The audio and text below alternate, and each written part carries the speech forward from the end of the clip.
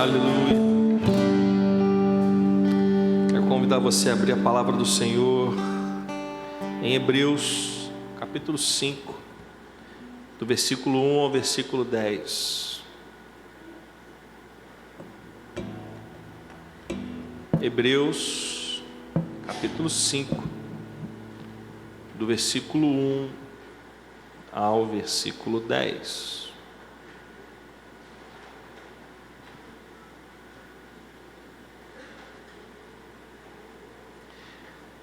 A palavra de Deus diz assim: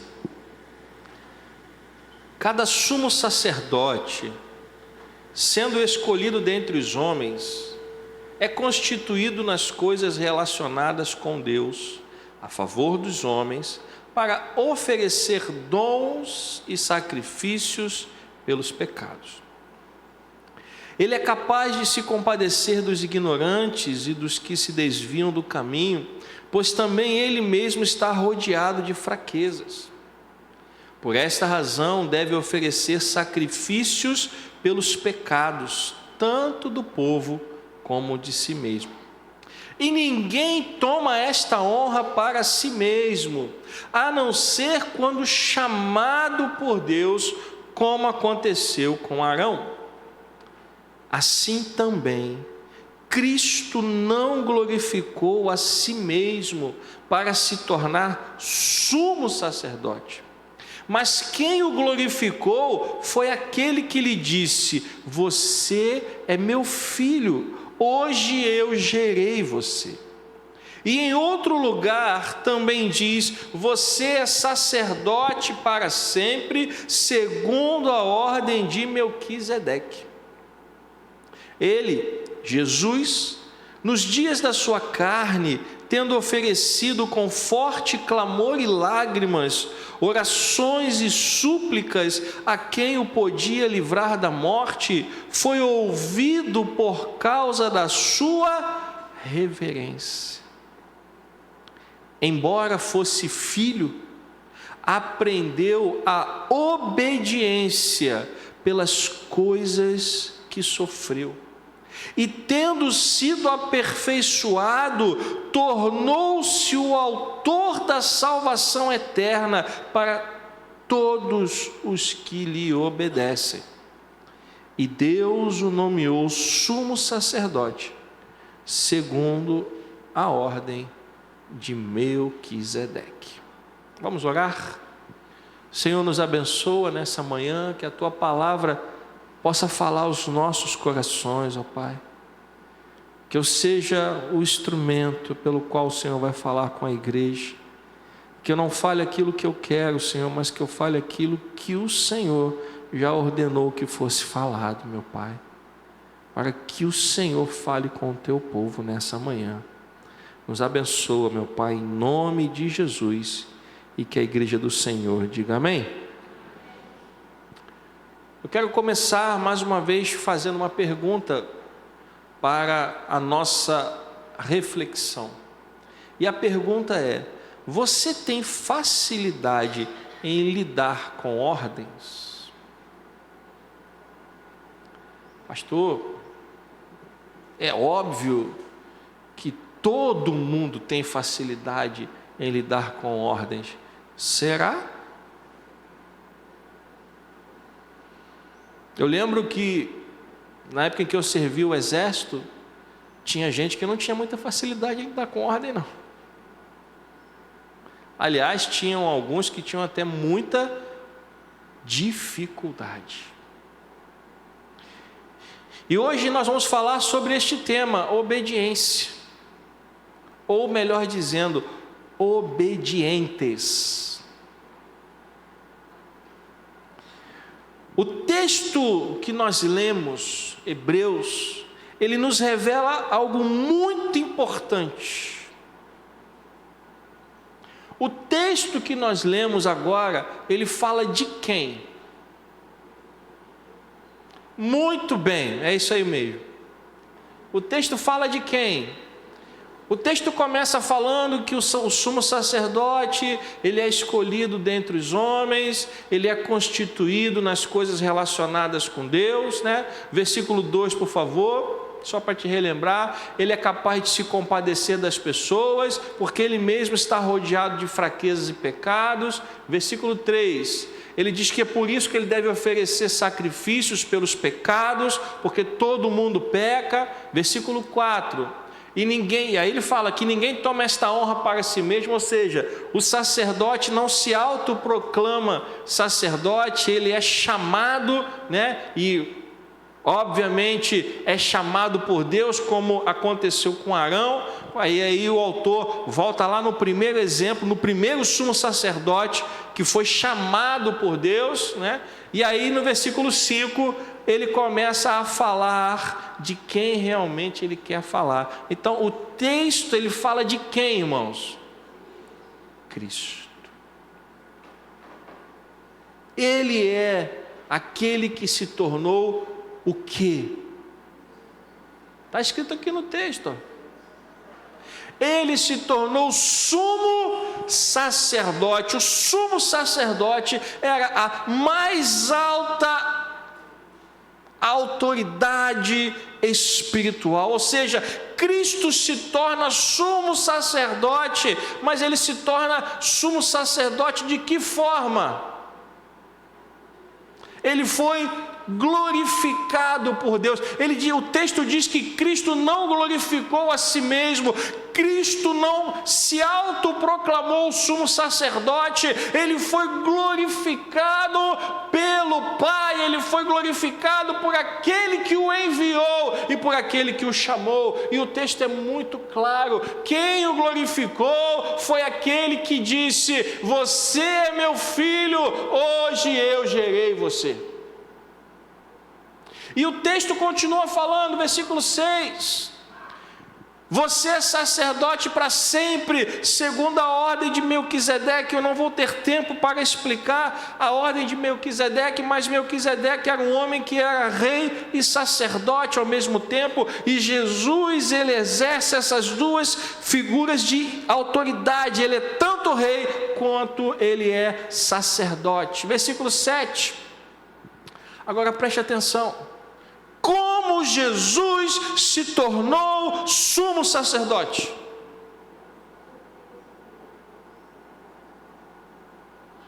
Nós vimos que até aqui que ele se tornou sumo sacerdote, que ele foi glorificado pelo Pai para ser uma autoridade espiritual para o povo de Deus. Agora, como ele chegou lá?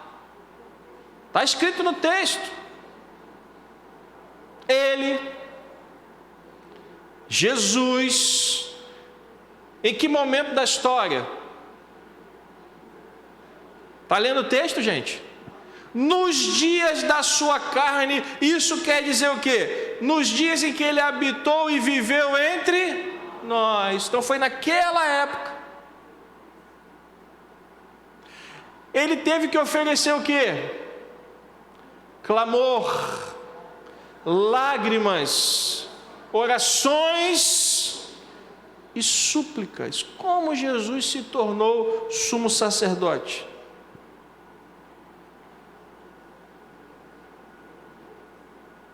Ele teve que passar por muita coisa, mas principalmente ele se tornou sumo sacerdote porque ele foi obediente. Ele ofereceu forte clamor, lágrimas, orações e súplicas a quem o podia livrar da morte, e ele foi ouvido por causa do quê? Da sua reverência, por causa da sua obediência. Versículo 8: embora fosse filho, ele aprendeu o quê? Embora fosse filho, ele aprendeu o quê? E ele aprendeu obediência como? Ele aprendeu obediência como, igreja? E eu fico vendo hoje muito crente questionando a Deus porque está sofrendo. Ah, pastor, eu não entendo porque eu estou passando por sofrimento. Você está passando por sofrimento porque o sofrimento é o caminho que te leva à obediência.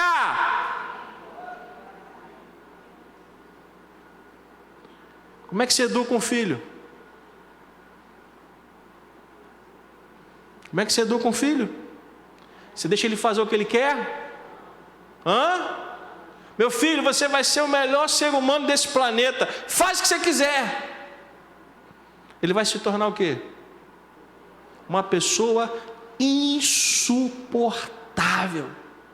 Então, para que o seu filho não seja uma pessoa insuportável, o que você faz? O que você faz? Você aperta ele. Você bota de castigo.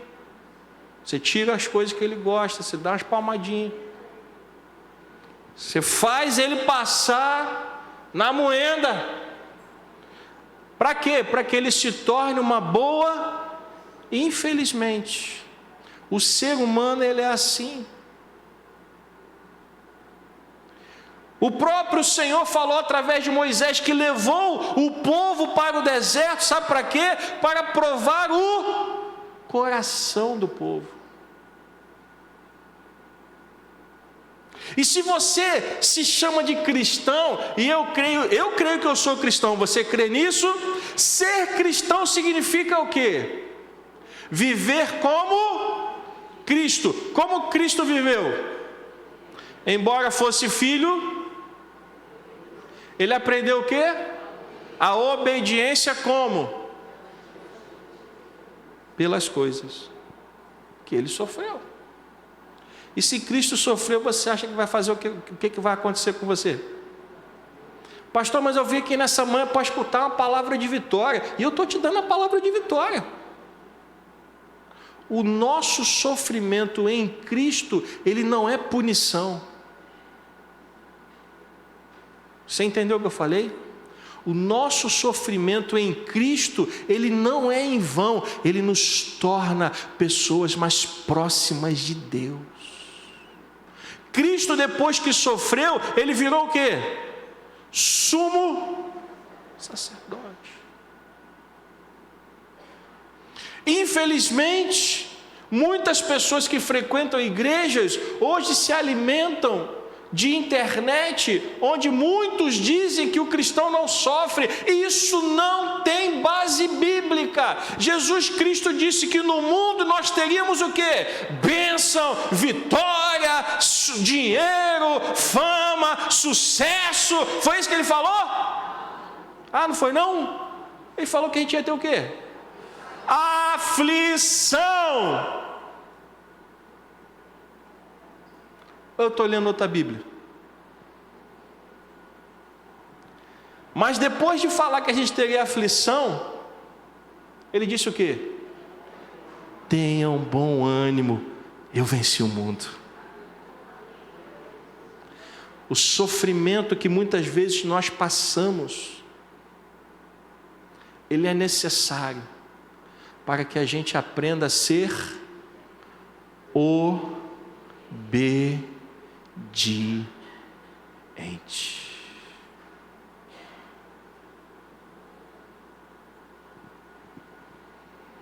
A obediência é uma chave espiritual. Ainda que ela nos leve a sofrimentos momentâneos, ela, assim como foi com Cristo, ela vai nos fazer sermos cristãos melhores.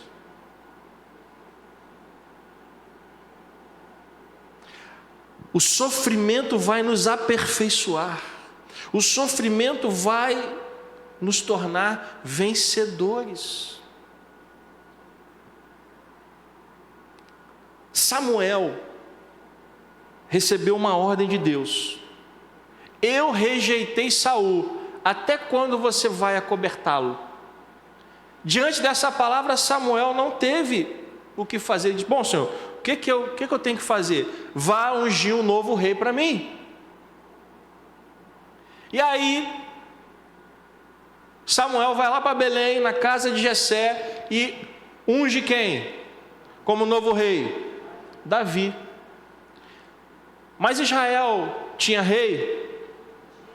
Nessa época? Tinha não? Está precisando para EBD, hein, gente? Quem era o rei de Israel nessa época? E Samuel ungiu quem? E quem era o rei? Mas quem era o novo escolhido? Como é que resolve esse problema? Deus não tirou Saul do trono, mas ungiu Davi. Sabe por quê? Porque Davi foi ungido, mas ele não estava ainda o quê? Pronto para ser rei. Ele já tinha unção, ele foi escolhido, ele foi ungido por Deus, sim ou não, igreja? Mas ele não estava o quê? Pronto. Como é que Davi foi preparado por Deus para ser rei? E a história de Davi para mim é fantástica. Como é que Davi foi preparado para ser rei? Davi é ungido e já começa arrebentando. Davi é ungido pelo profeta e logo ele mata um gigante. Ele já chega com o pé na porta. É ou não é, gente? Ele já chega matando o gigante. Quando ele mata o gigante, o rei fica impressionado e fala assim: a partir de hoje você é meu. Você vai morar comigo, vai morar na minha casa, vai casar com a minha filha. Davi falou: caramba, eu fui ungido por Deus e só está acontecendo coisa boa na minha vida. E quantas vezes isso não acontece com a gente? Fala: caramba, agora é só vitória, glória a Deus. Foi ungido pelo Senhor, matou o gigante, foi morar no palácio do rei, casou com a filha do rei, glória a Deus por isso. Mas Davi, ele tinha sido ungido, mas ele não estava pronto. Mas ainda assim, vivendo no palácio do rei, ele saiu para muitas batalhas, e quando ele retornava das batalhas, as mulheres cantavam: Saul matou milhares, Davi, porém, matou 10 milhares. Mas ele ainda não estava pronto.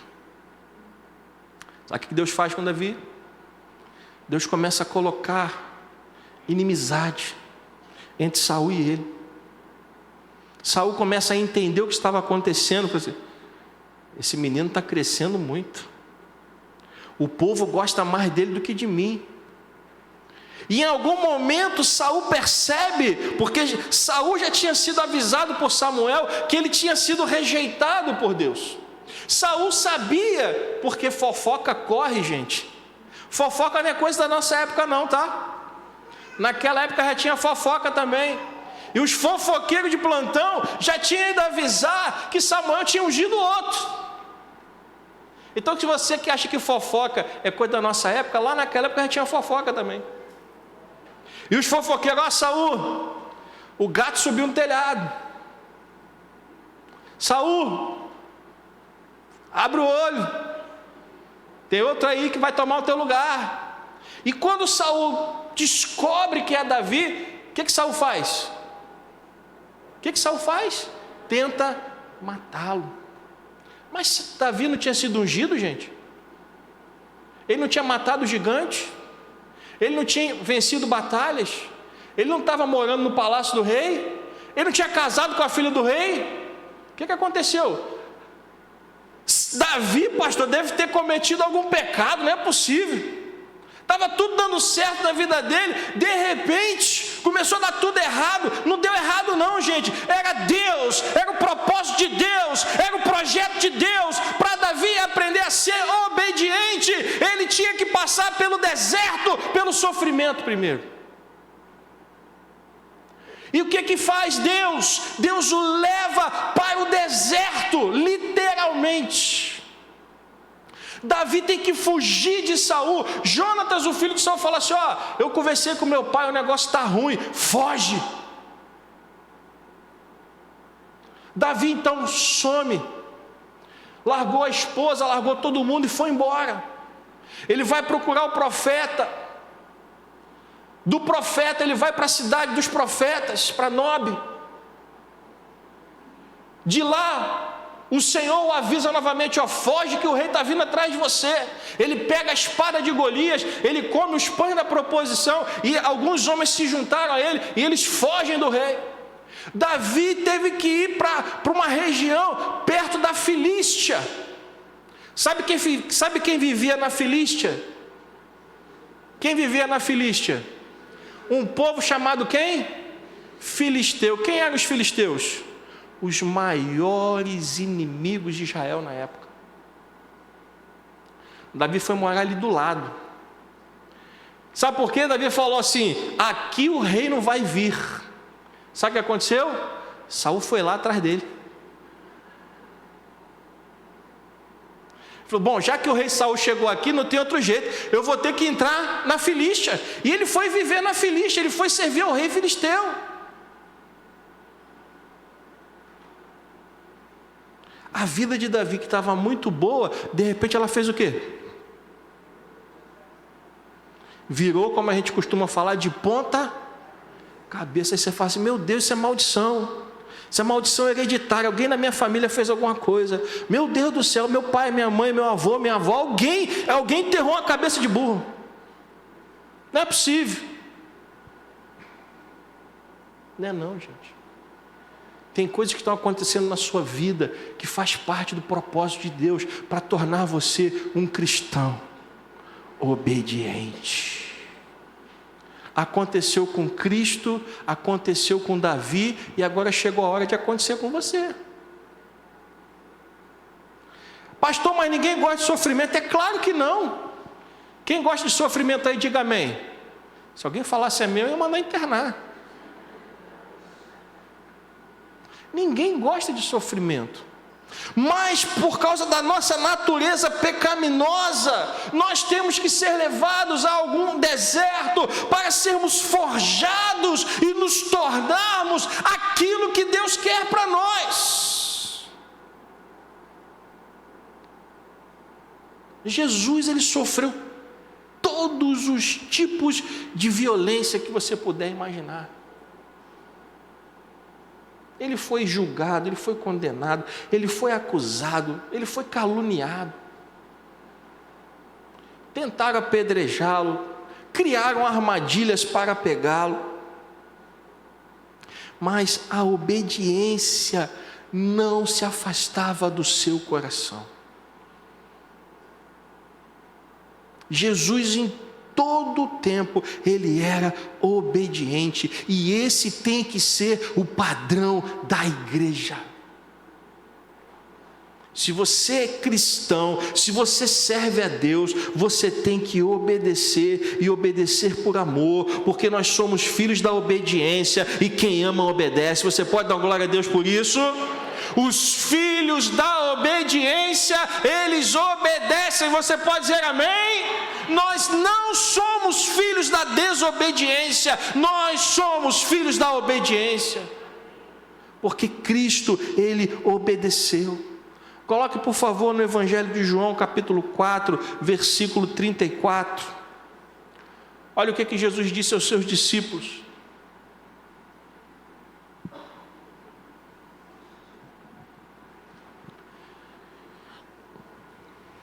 mestre, o senhor não está com fome? Mestre, o senhor não vai comer? Resposta de Jesus: a minha comida, preste atenção, a minha comida consiste em fazer a vontade daquele que me enviou e realizar a sua obra.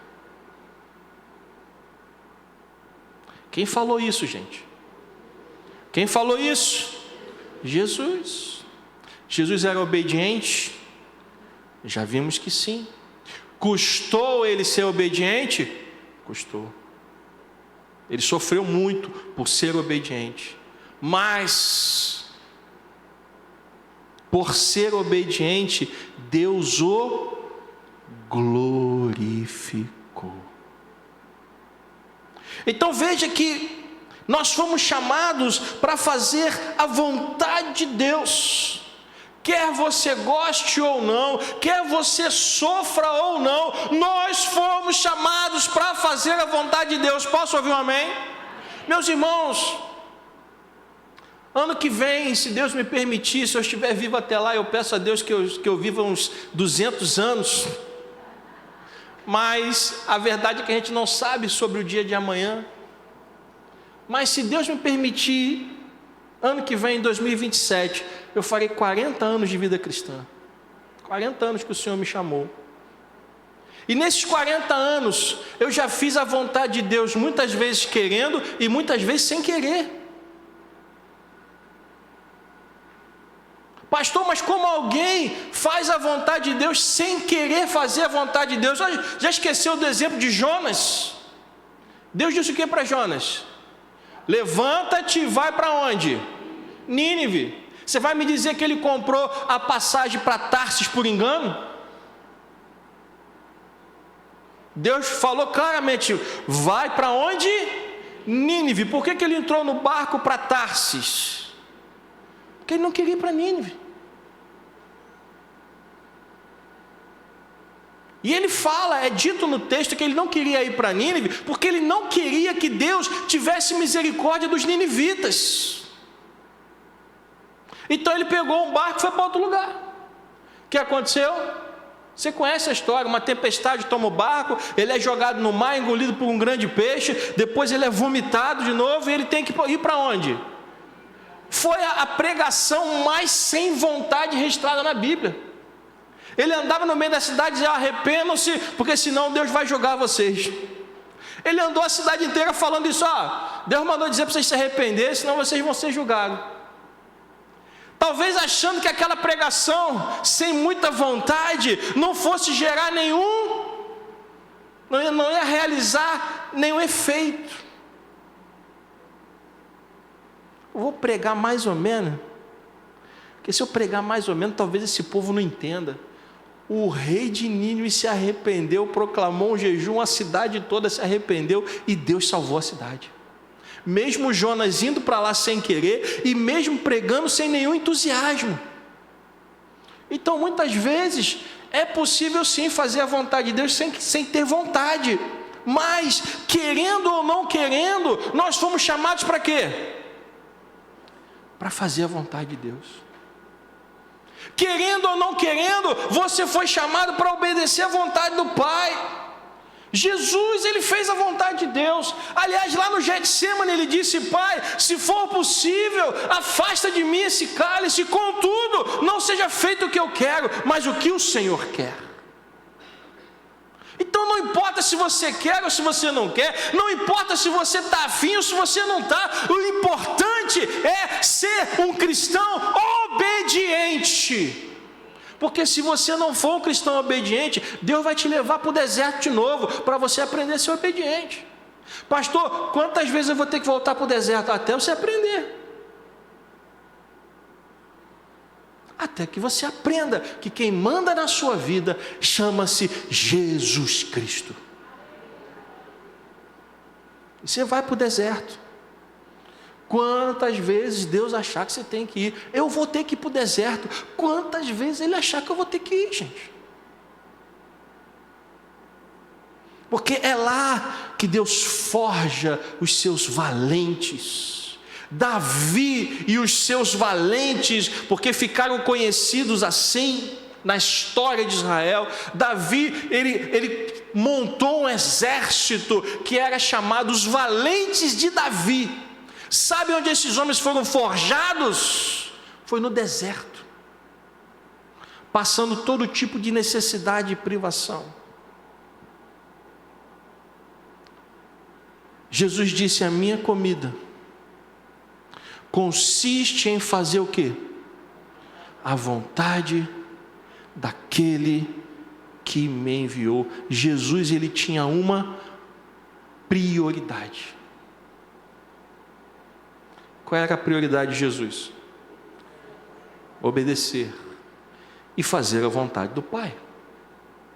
Por isso eu pergunto a você, primeiro, como tem sido a sua vida diante de Deus e da sua palavra?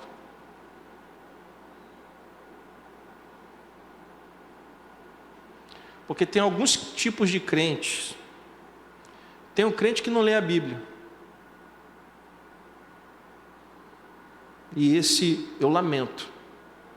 Lamento muito. Que o crente que não lê a Bíblia,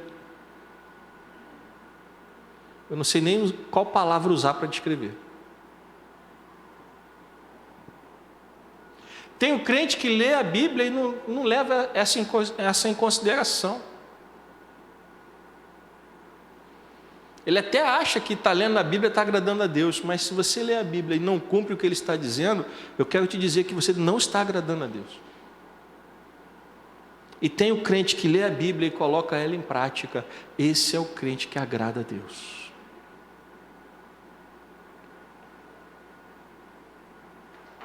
Eu quero te fazer mais uma pergunta. Você tem andado em obediência à palavra de Deus? Porque, como eu disse, não adianta ler e não obedecer.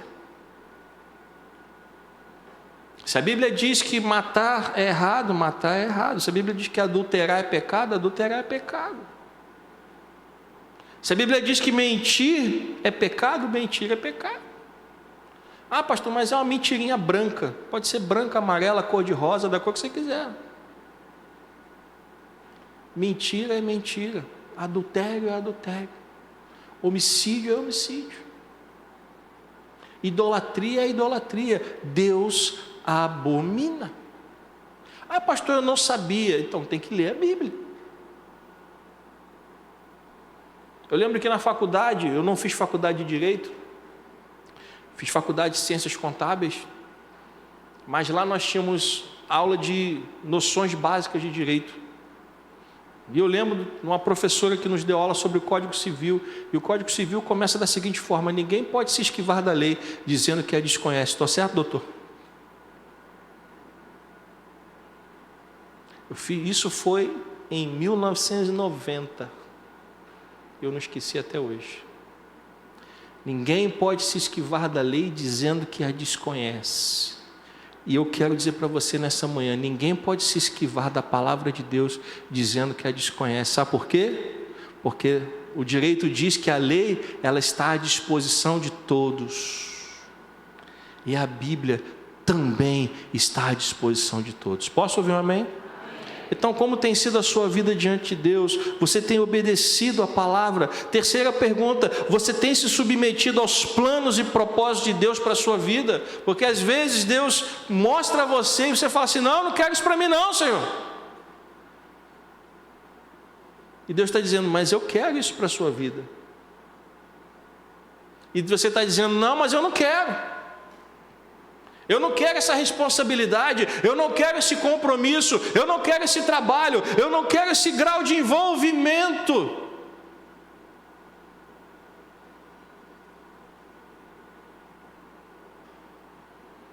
Moisés, quando foi chamado por Deus, ele disse: Senhor, eu não quero ir não.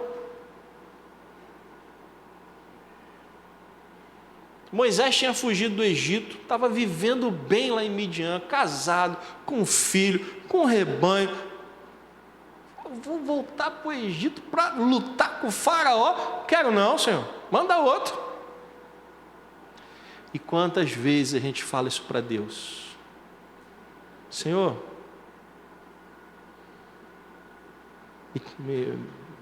o pessoal fala, me tira fora dessa, me inclui fora, esqueci como é que fala agora. Me inclui fora dessa. Moisés falou: Senhor, eu não quero ir não. Mas o Senhor falou o que para ele? Tá bom, meu filho, eu agradeço o seu tempo, eu agradeço. Poxa, foi tão bom você ter vindo aqui no monte. Olha, eu fiquei tão emocionado você ter vindo aqui falar comigo. Mas eu entendo você. Você não quer ir falar com o faraó não, né? Ah, tá bom, meu filho, volta lá para o seu rebanho, volta lá para a sua vida. Vai ser feliz, Moisés.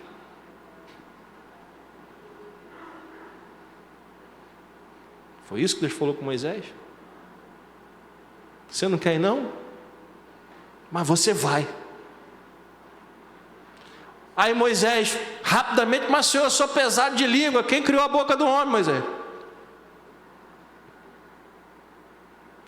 Senhor, Moisés só tirando da cartola desculpa. Ah, mas meu irmão fala melhor que eu. Então faz o seguinte, chama o teu irmão também. Aliás, não precisa chamar não, ele já está vindo no teu encontro, já chamei. Eu vou falar com você, você fala com ele, e ele fala com o faraó, mas eu vou falar contigo e você vai.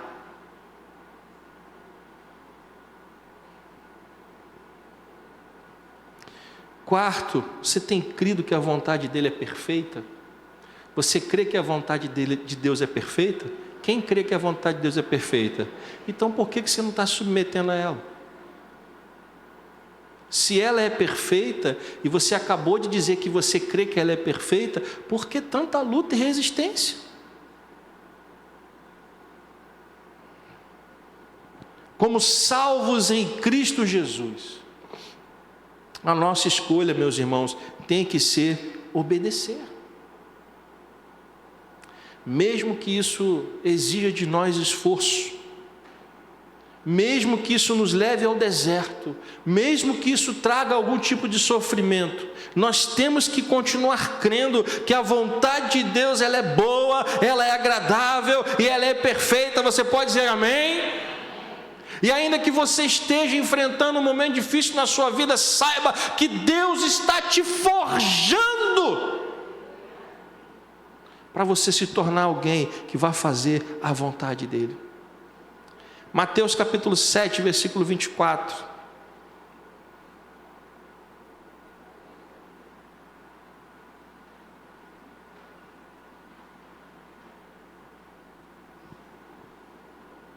Palavras de Jesus. Todo aquele, pois, que ouve estas minhas palavras e as pratica, ele será comparado a quem, irmãos?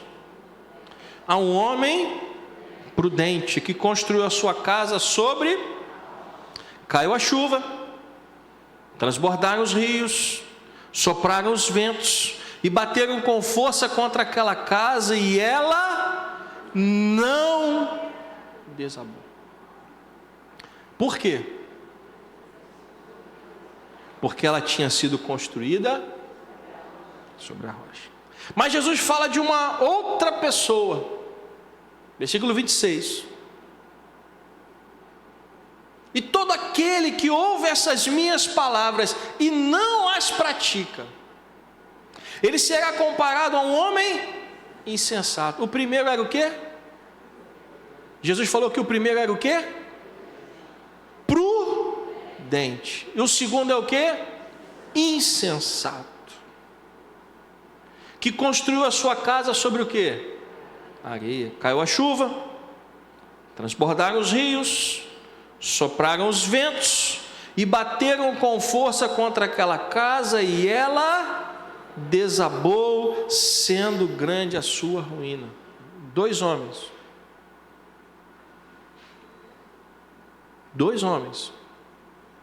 duas casas, amém? Igualdade de condições. Dois homens, Jesus aqui não fala que era um homem mais rico do que o outro, que era um homem mais sábio do que o outro, que era um homem que tinha mais dinheiro que o outro, amém? Não é isso, Jesus fala dois homens iguais, os dois construíram casas iguais, os dois passaram pelos mesmos problemas, caiu a chuva, transbordou o rio, tá. Uma casa ficou de pé e a outra casa caiu. Se eram os mesmos homens, as mesmas casas e os mesmos problemas, aonde foi a diferença? No fundamento. Um construiu sobre o quê? Sobre a rocha. E o outro construiu sobre o quê? Rocha e areia aqui significam o quê? Ouvir a palavra de Deus e a praticar. Quem ouve e pratica é semelhante ao homem que construiu sobre a rocha. Quem ouve e não pratica é semelhante ao homem que construiu sobre o quê? Meus irmãos, obedecer não é uma opção, é a opção. Os filhos de Deus precisam obedecer. Os filhos de Deus precisam pensar em qual fundamento eu estou firmado. Na rocha que é Jesus, como um filho obediente, ou como as pessoas que conhecem, sabem a vontade do Pai, mas escolhem viver uma vida independente e em desobediência. Quem sou eu? Essa pergunta nós precisamos nos fazer. Quem sou eu? Eu vou ser o filho obediente que vive alicerçado na rocha, ou eu vou ser o filho que vive independente e em desobediência ao Pai? Eu quero concluir com 2 textos. O primeiro está em Gênesis capítulo 3, versículo 22. Do 22 ao 24.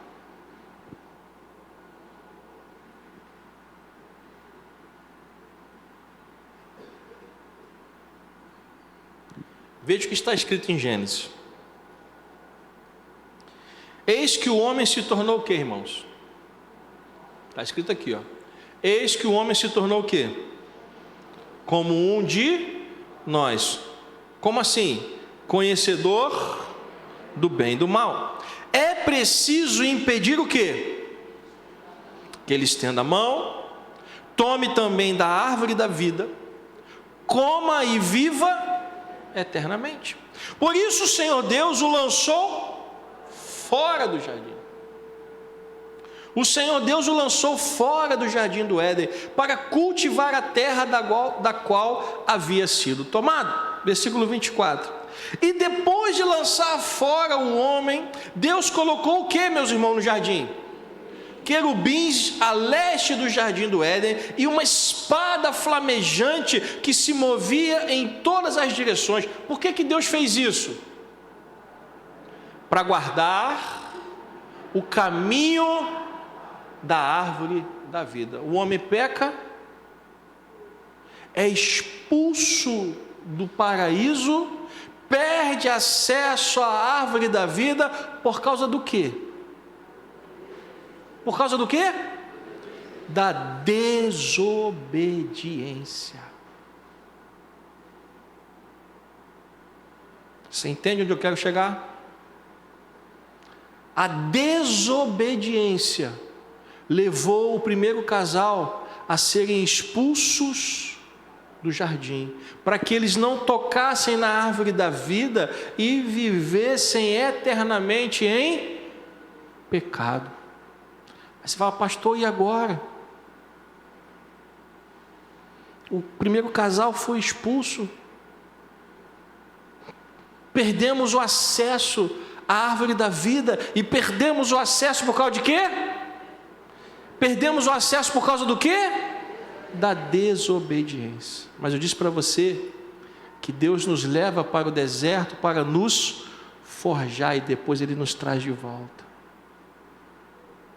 O mesmo Deus que mandou selar o jardim, o mesmo Deus que disse, vamos guardar o caminho da árvore da vida, este mesmo Deus disse isso também. Apocalipse capítulo 22, versículo 1.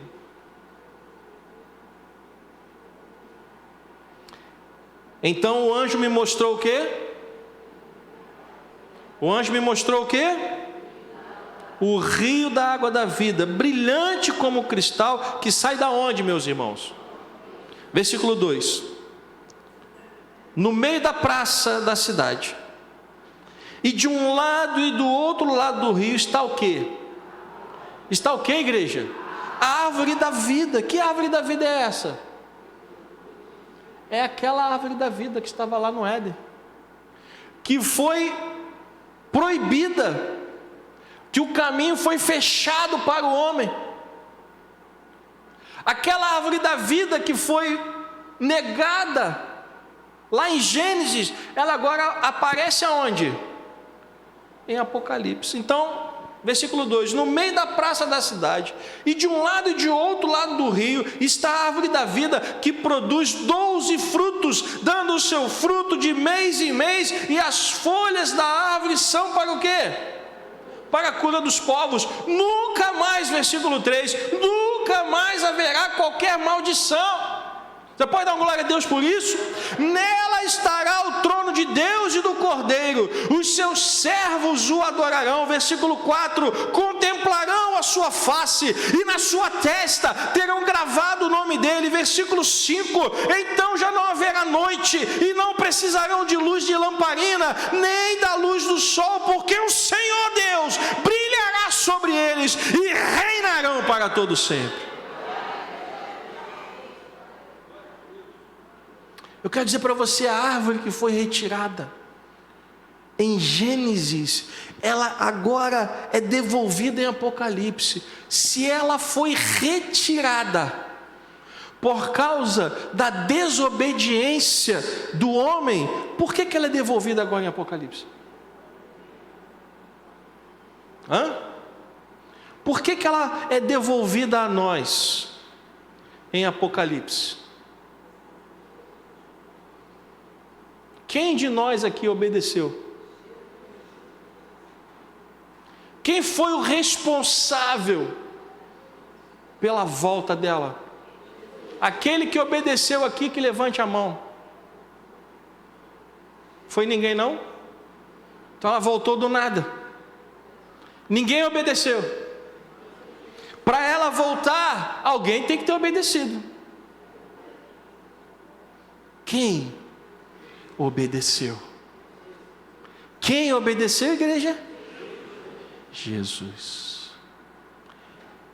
A desobediência da humanidade nos tirou a árvore da vida. A obediência do Cordeiro trouxe ela de volta. Eu quero dizer para você, se a obediência do Cordeiro trouxe a árvore da vida de volta, e um dia ela será restaurada, porque no dia que ela for restaurada, a morte não existirá mais, nem maldição, nem dor, nem sofrimento, nem lágrima. Se a nossa desobediência fechou o acesso, e a obediência do Cordeiro abriu o caminho novamente, então que lição a gente tira disso? Se a obediência de Cristo traz de volta a árvore da vida, e se nós nos chamamos de cristãos, nós temos que fazer o que, meus irmãos? Sermos imitadores de Cristo. O que Cristo fez que deve ser imitado? Obedecer. Você entende isso? Você pode dar uma glória a Deus por isso? Obedecer. Aliás, Samuel disse para Saul: obedecer é melhor do que sacrificar. Que durante esta semana você possa pedir a ajuda do Espírito Santo. Eu quero incentivar você a, durante esta semana, pedir a ajuda do Espírito Santo e fazer uma lista. Faça uma lista de quais situações na sua vida que você ainda não colocou em prática, de acordo com a palavra. Pastor, a palavra de Deus diz para eu fazer isso, eu não faço. A palavra de Deus diz para eu fazer isso, eu também não faço. A palavra de Deus diz para fazer isso aqui também eu não faço. Faça uma lista. Pastor, mas eu vou fazer essa lista para quê? Para sofrer? Não, para você orar e pedir a Deus que te transforme. Para você olhar para essa lista e falar: Senhor, eu preciso mudar. Eu preciso ser obediente. Obediência é uma decisão. Você pode sair daqui hoje, daqui a pouquinho, já vamos encerrar o culto, e falar: pastor é doido, pastor fala demais, eu vou viver a vida do jeito que eu quero. Você tem direito de fazer isso? É claro que tem. Você vai ser o homem que construiu a casa sobre a areia, mas é com você. Mas você pode sair daqui hoje sendo a pessoa que construiu a casa sobre a rocha. A chuva vai chegar, vão vir as tempestades, o rio vai transbordar. A diferença é que a sua casa, ela não vai cair. Porque quem prometeu é fiel para cumprir. Mas tudo isso passa por nós sermos obedientes.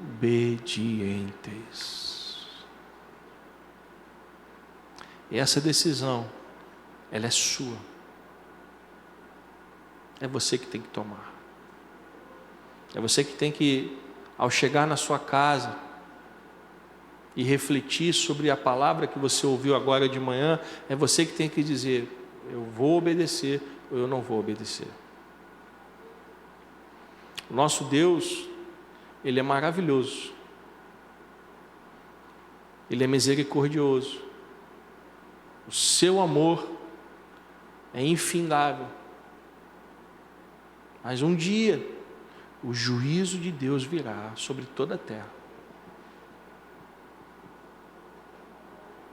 E isso, meus irmãos, vai acontecer e ninguém vai escapar. A pergunta é: como nós estamos nos preparando para esse encontro? Eu quero dizer para você: se prepare para esse encontro sendo obediente. Posso ouvir um amém? Vamos ficar de pé. Chamar o ministério de louvor aqui. Vamos encerrar cantando a Deus. Os diáconos já podem se posicionar aqui.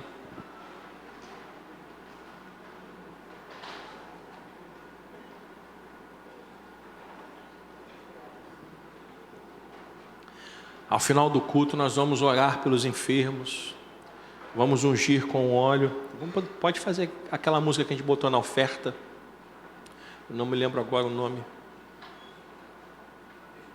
Santo Espírito? Ah, sim. Nós vamos orar, ungir com óleo os enfermos ao final do culto. Você vai poder vir aqui à frente depois. Mas eu gostaria que você refletisse se tornasse alguém obediente, como Cristo. Ele é o exemplo. Nós fomos chamados para sermos seus imitadores. Amém? Aleluia. Vamos cantar. Não há nada igual. Aleluia.